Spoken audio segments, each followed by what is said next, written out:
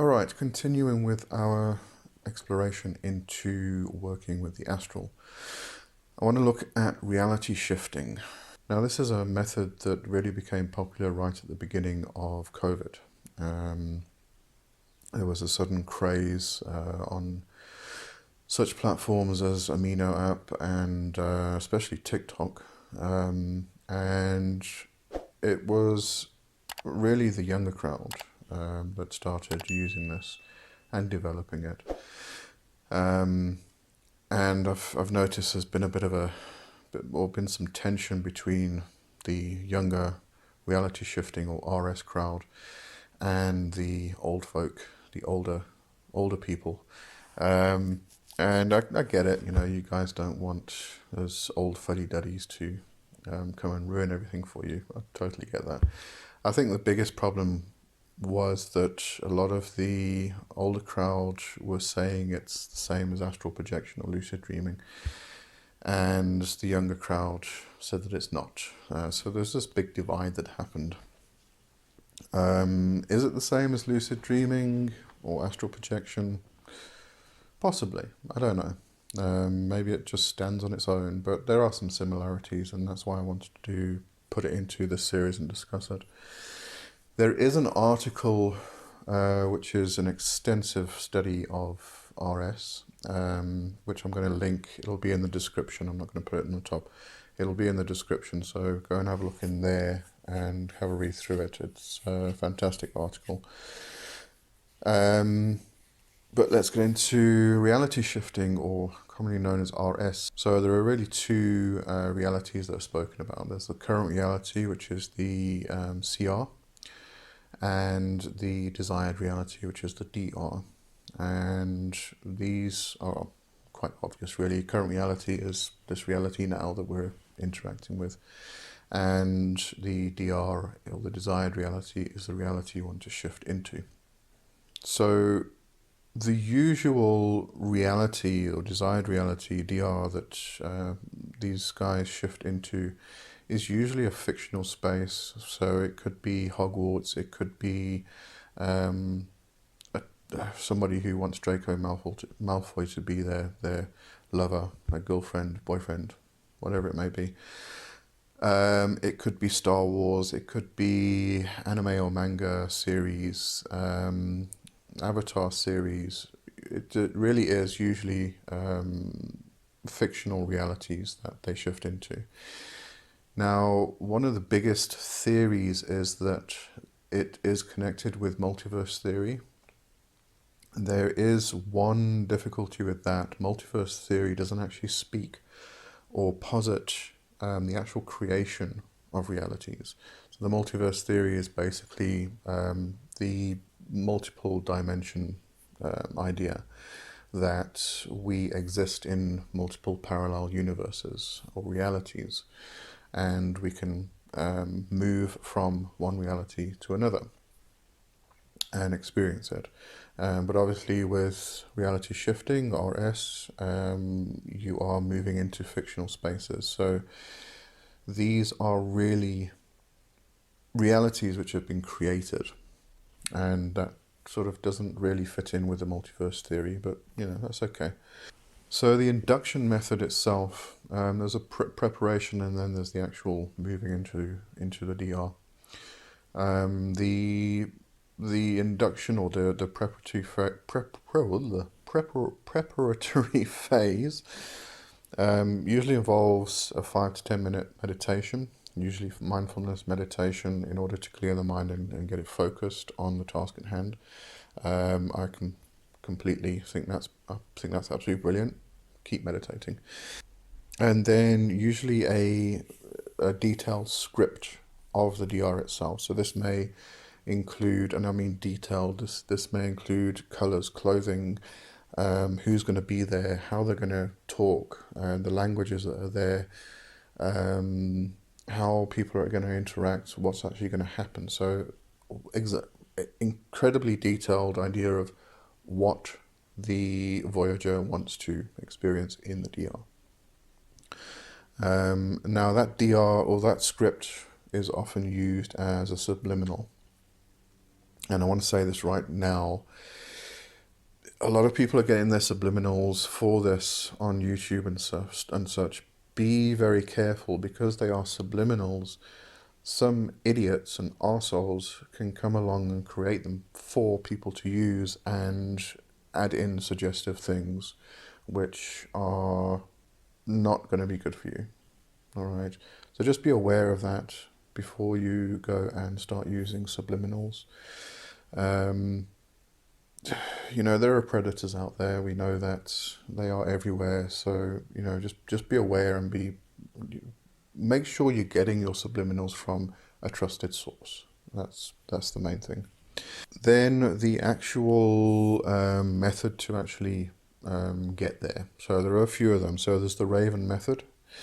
This is where you lie down in a starfish position and you play the subliminals. Now, subliminals also often include affirmations, and these affirmations can be things that will make you feel secure and safe within the DR, just to make sure you don't have a bad experience and you always have a good experience. So while you're in the starfish position, you actually count down from 100, and you repeat the affirmation between the counts. Then there is the Alice in Wonderland method.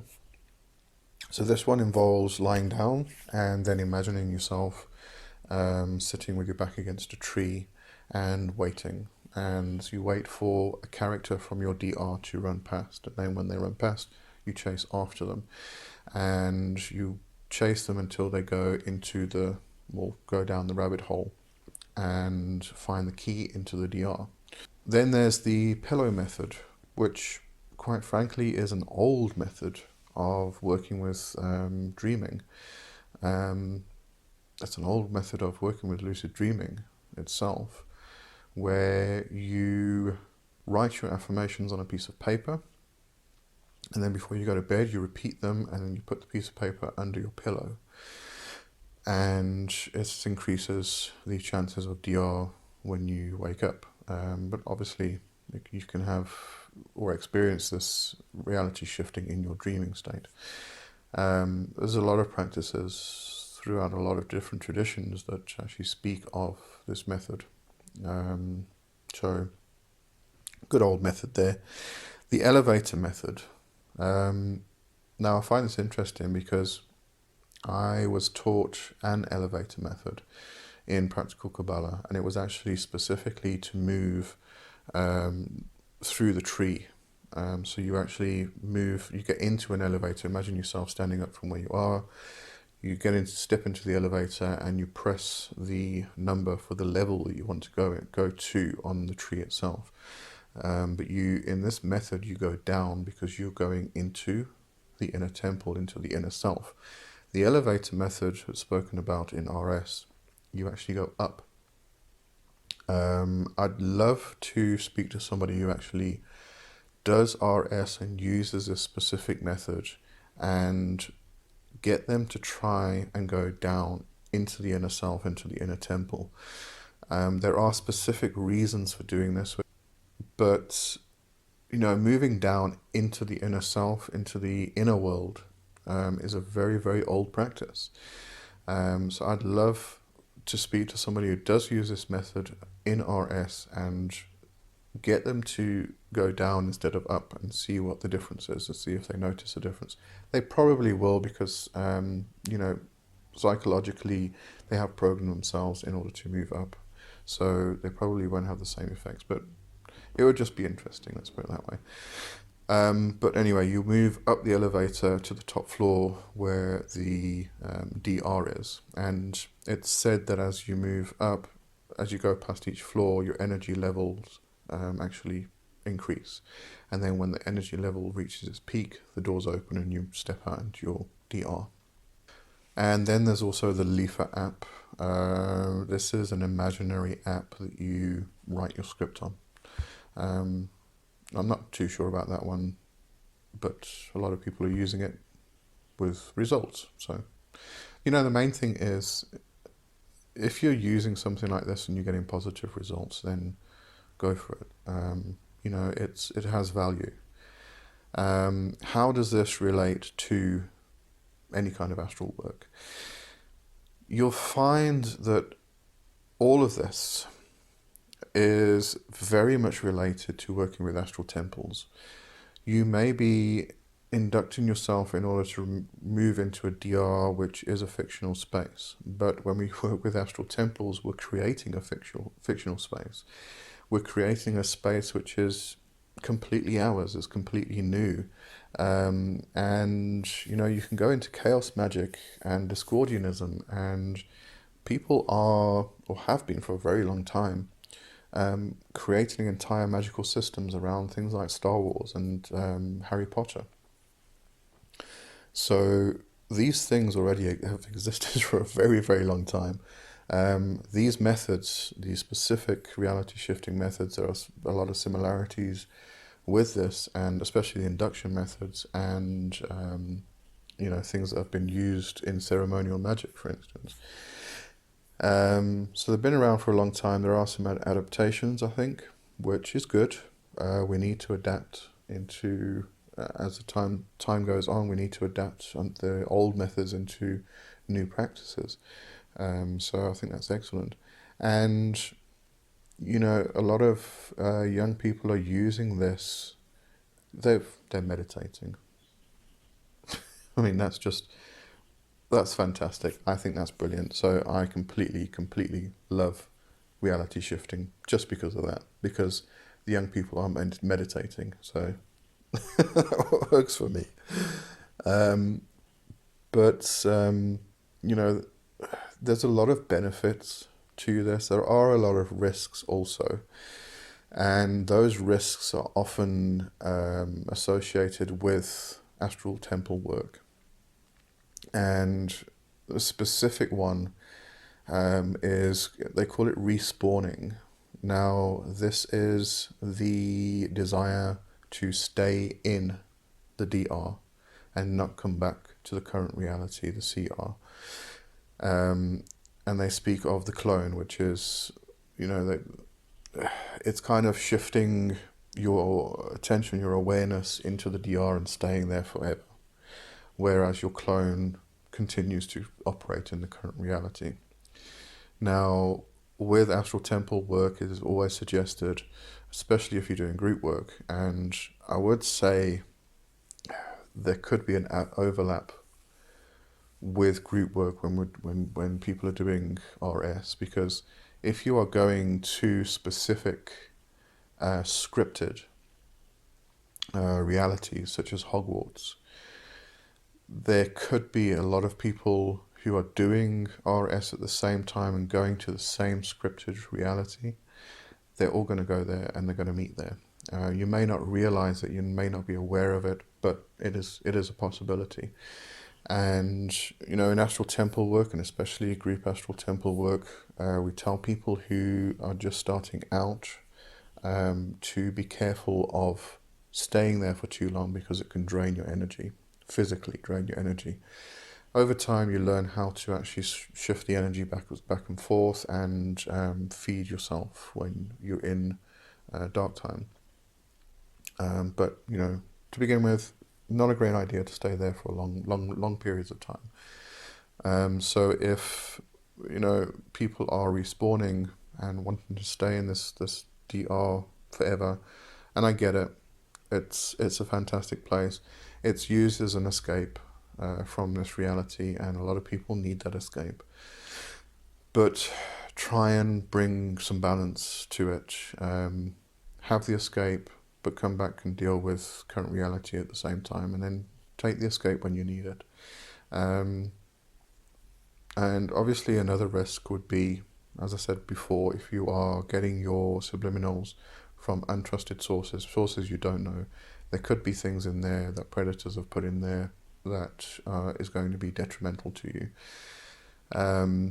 Benefits are incredible. You can use this for healing purposes. You can use it for escaping, just reducing stress levels. The benefits could be outstanding. So I think this is an excellent practice. I am a bit upset about the divide that's happened between the young people and the old fuddy-duddies like me regarding this. As I said, I do understand it, but, you know, I'd love to work together on this because I think it's brilliant. And I think that magic needs to be adapted and altered and brought into a modern reality. And in order to do that, you know, you have to understand the old model in order to adapt it into a new model. So if the old farts and the young uns were working together on things like this, it could be absolutely amazing. All right, anyway, so have a look at that article. There's a lot more in there than I've discussed here. It's an excellent article. And then if you're interested, go and explore. If you go onto TikTok and just search for reality shifting, there you'll find tons and tons of TikToks about it. And there are entire communities consisting of hundreds and thousands of millions of people who are reality shifting. Entire communities. So if you're interested, go and have a look for it. But as I said, like with anything, just be aware of predators. They're out there, there always will be. So just be aware and make sure you don't get yourself into trouble. All right. So that's it. Next week I want to have a bit of a broader look at lucid dreaming, but also dream yoga, which is really interesting and comes mostly from a Tibetan Buddhist tantric perspective. So we'll have a look at that next week. Anyway, have a good one. Cheers for now. Bye-bye.